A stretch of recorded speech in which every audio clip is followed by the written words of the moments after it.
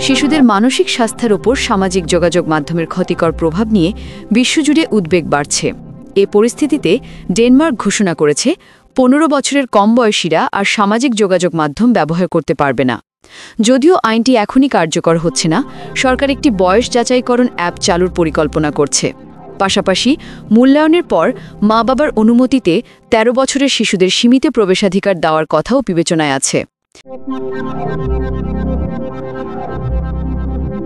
বিশেষজ্ঞরা বলছেন, এই আইন বাস্তবায়িত হলে সরকার ও মেটার মতো টেক কোম্পানির মধ্যে ক্ষমতার ভারসাম্য বদলে যেতে পারে। বয়স যাচাই করবে প্ল্যাটফর্ম নাকি মা-বাবা, তা নিয়ে আলোচনা চলছে। এদিকে অস্ট্রেলিয়া আগামী ডিসেম্বর থেকে অপ্রাপ্ত বয়স্কদের জন্য সামাজিক যোগাযোগ মাধ্যমে নিষেধাজ্ঞা আনতে যাচ্ছে।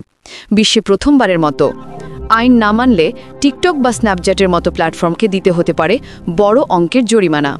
যুক্তরাষ্ট্র কয়েকটি রাজ্যে কড়াকড়ি বাড়ছে। নেব্রাস্কায় ১৮ বছরের নিজে অ্যাকাউন্ট খুলতে মা-বাবার অনুমতি বাধ্যতামূলক।